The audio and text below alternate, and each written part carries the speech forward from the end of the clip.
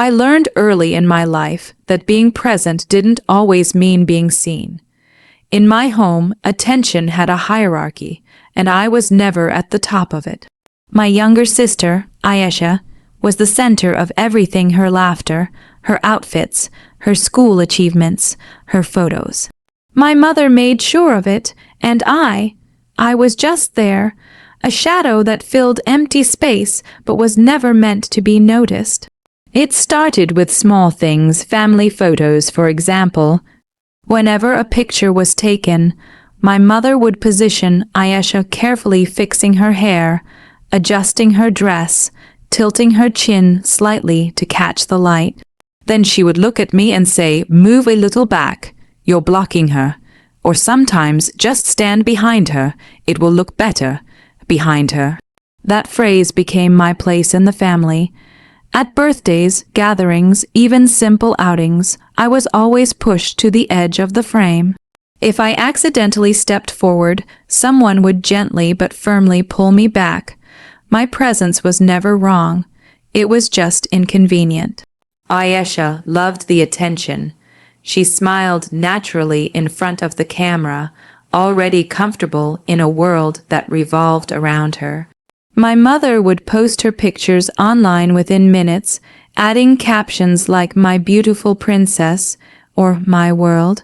I would sometimes appear in the corner of those photos, half, cut, half, forgotten, like an afterthought that didn't matter enough to remove.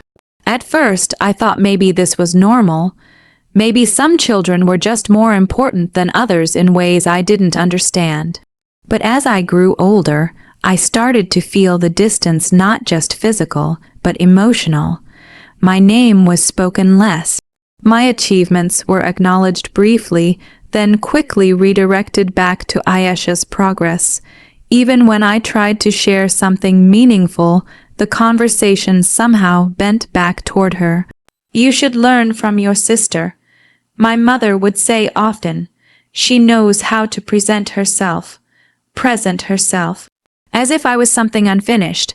The only place I felt slightly real was in the quiet corners of the house, where no one was trying to adjust me, correct me, or move me out of frame. And then there was Grandpa. He never treated me like I was extra. To him, I wasn't a background or a comparison. I was just me. When I sat near him, he would listen properly, like my words had weight. He would ask me questions no one else bothered to ask: what I wanted to become, what I feared, what made me happy. One evening, I remember sitting beside him in the courtyard. The air was warm, and the world felt slower there. He looked at me for a long moment and said, "You know, not everyone who is loud is strong, and not everyone who is quiet is weak."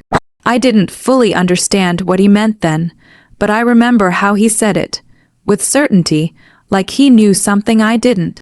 He started calling me over more often after that. Small conversations, short walks, moments that didn't seem important to anyone else but meant everything to me. Sometimes he would just sit beside me in silence, as if my presence was enough. But even then, I never told him how invisible I felt in my own home.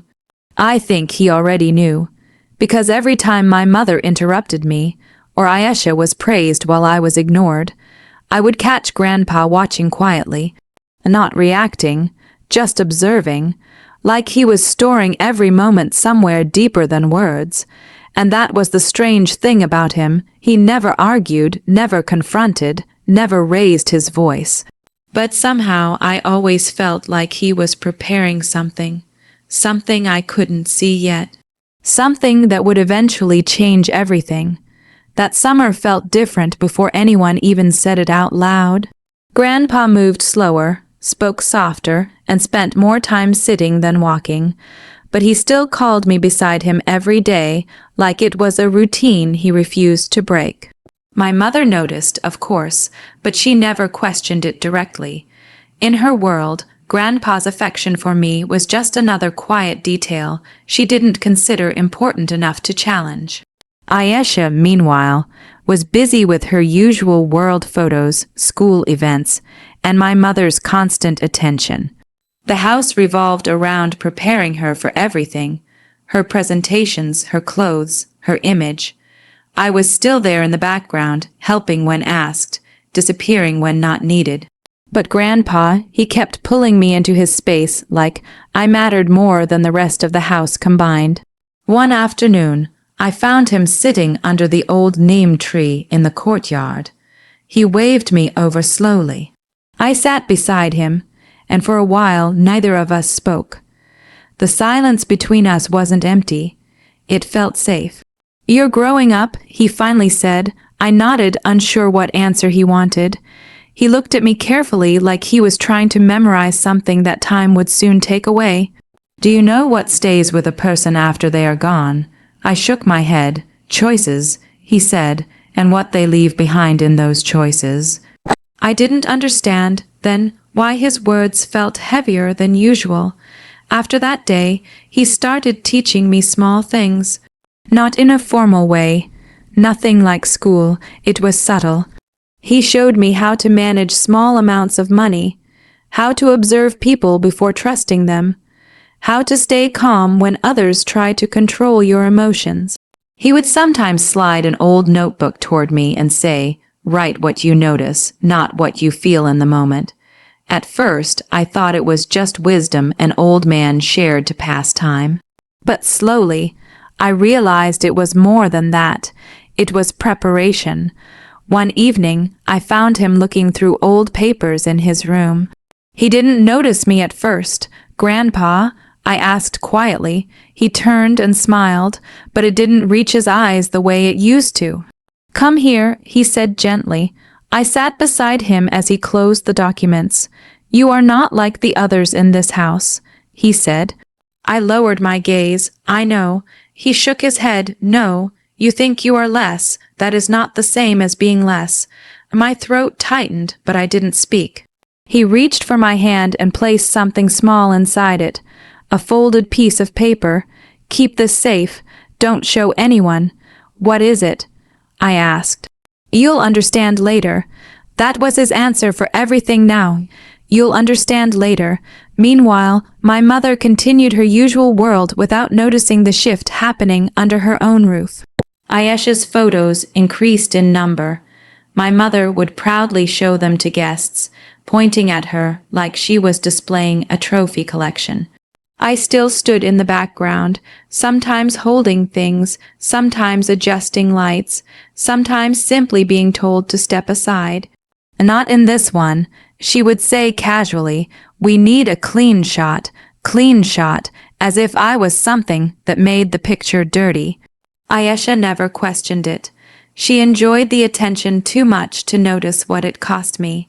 And Grandpa, he watched all of it quietly.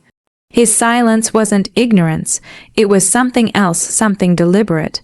One night, I heard him coughing badly behind his closed door. I almost went in, but stopped when I heard him whisper something to himself. "Not yet, she needs time." I didn't know who he was talking about. But deep down I felt it was me. Days passed, and his health slowly faded like a candle refusing to go out all at once.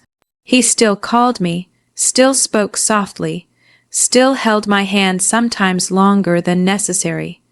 And then, without warning, he said something I never forgot. "Don't be afraid of being in the background," he told me. "Some people are placed there so they can see what others miss." I didn't understand the meaning then, but I would soon. The house felt different after Grandpa was gone, not louder, not emptier in the way people usually describe loss. It felt suspended, like something important had stopped moving, but the world outside refused to pause with it. For a few days, everyone played their assigned roles in grief. My mother wore sadness like something temporary, carefully displayed, but always controlled. Ayesha cried when others were watching, then returned quickly to her phone and mirror, checking how she looked even in sorrow. I didn't know how to perform grief. I just carried it quietly, like a weight I had no instructions for. Grandpa's room stayed untouched for a while. I found myself standing outside it more than once, unable to go in. as if crossing the threshold would make everything final in a way I wasn't ready for. Then came the day of the reading of the will. The lawyer arrived in a neat suit, holding a briefcase that immediately made the room feel more serious. My mother sat straight, composed, as if she already knew what was coming. Ayesha sat beside her, scrolling through her phone under the table, occasionally looking up only when she heard her name mentioned. And I sat slightly behind them, as usual, the background position I had learned to occupy without being told. The lawyer began reading. There were small bequests first, routine things. Some jewelry, a few bank accounts, minor possessions. My mother nodded confidently, as if everything confirmed what she already believed, that the important things would naturally go to the important people. Ayesha leaned closer to her, whispering excitedly, already imagining what she would get. Then the lawyer paused. He opened another document. This section concerns the primary inheritance, he said. My mother straightened further. Ayesha smiled faintly. The lawyer continued. To my granddaughter, I leave the controlling rights to a trust account, accessible under specified conditions.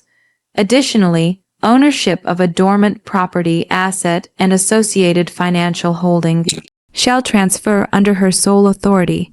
The room went silent for half a second, then my mother laughed lightly, as if she had misheard. There must be a mistake, she said quickly. He probably meant my younger daughter. The lawyer shook his head calmly. It is clearly stated. Ayesha stopped smiling. My hands went cold. My name was read again, fully, clearly. Not as an afterthought, not as background, but as the main recipient. My mother's face changed slowly, like she was trying to adjust reality to something it refused to become. No, she said again, sharper this time, that doesn't make sense. She pointed at me briefly, doesn't even handle things like that. The lawyer remained professional. These are legally binding instructions. Then he added something that shifted the air in the room even further. There is a condition, he said. The assets remain under restricted control until the beneficiary reaches full legal authority and meets the stated requirements. No other family member has access or decision-making power over them. That was the moment the silence turned heavy. My mother's eyes narrowed. Restricted. Who approved this? But no one answered her. Ayesha looked between us, confusion replacing her earlier confidence. I didn't speak. I couldn't. My mind kept replaying Grandpa's voice, choices and what they leave behind. My mother turned toward me suddenly, her expression sharp now, not grief. Veiled and amour. What did you do? She asked. I shook my head slightly, nothing, but she didn't believe it, or maybe she didn't want to. The lawyer closed the folder. That concludes the reading. And just like that, everything my family assumed about control, importance, and visibility began to shift quietly, but permanently. As we left the room, my mother walked ahead, already speaking rapidly on the phone, trying to fix what she thought was a mistake. Ayesha followed, unusually silent now, her earlier confidence fractured. I walked behind them again, but for the first time in my life, I wasn't sure I still belonged there. After the reading of the will, something invisible cracked in the house. Not loudly, not dramatically, but in the small ways people treat each other when they realize the rules they believed in no longer apply. My mother changed first. At breakfast, she no longer ignored me completely. She watched me more often, as if trying to figure out where the mistake came from. She would ask questions that sounded casual but carried weight underneath them. What exactly did Grandpa say to you before he passed? I always answered the same way. Nothing important, but she didn't believe in simple answers anymore. Ayesha changed too, but differently. She became quieter around me, not respectful, uncertain. Like she was recalculating a version of me she had never bothered to study before. The confidence she used to carry in photos didn't feel as stable now. Even her pictures started changing, fewer smiles, more hesitation in her eyes.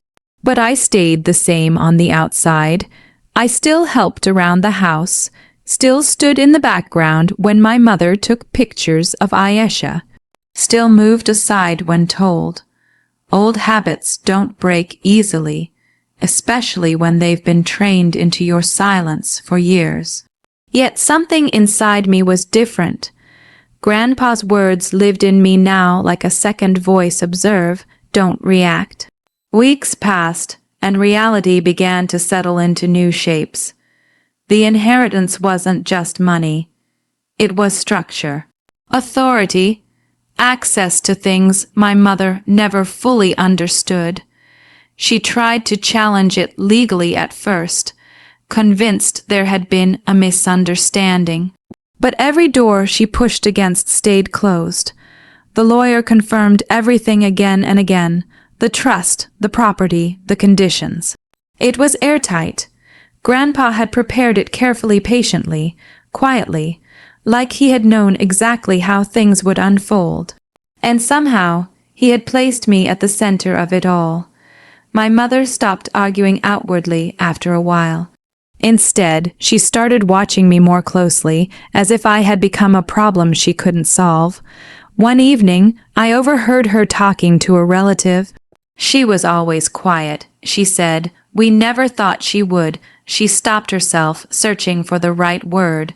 End up with something like this. Like something like this wasn't earned. Like it was accidental. But nothing about Grandpa was accidental. Ayesha tried a different approach. One day, she came into my room and sat down without speaking for a moment. That alone was unusual.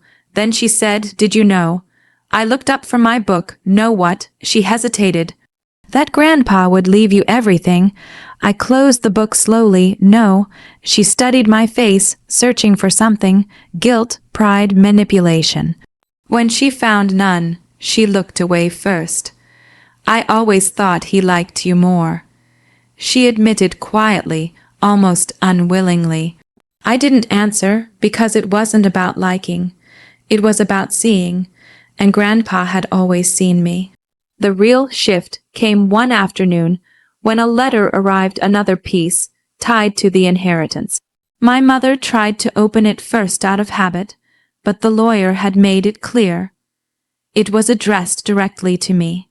I opened it alone. Inside were instructions, simple, precise, and final. Steps I needed to follow to activate parts of the trust. Decisions only I could make. No interference allowed, no shared control. And at the bottom, in handwriting I recognized immediately, was one last line. "You were never background." I only waited for them to realize it. My hands trembled slightly as I read it. Not from sadness, from clarity, because suddenly I understood everything Grandpa had done. Every quiet conversation. Every lesson disguised as advice. Every moment he had pulled me closer while the rest of the world pushed me back. He hadn't been preparing me for revenge. He had been preparing me for presence. Outside my room, I could hear my mother speaking softly for once. Not ordering, not correcting, just uncertain. And for the first time in my life, I realized something strange but calm settling inside me. I didn't need to raise my voice to be seen anymore. I just needed to exist where he had already placed me.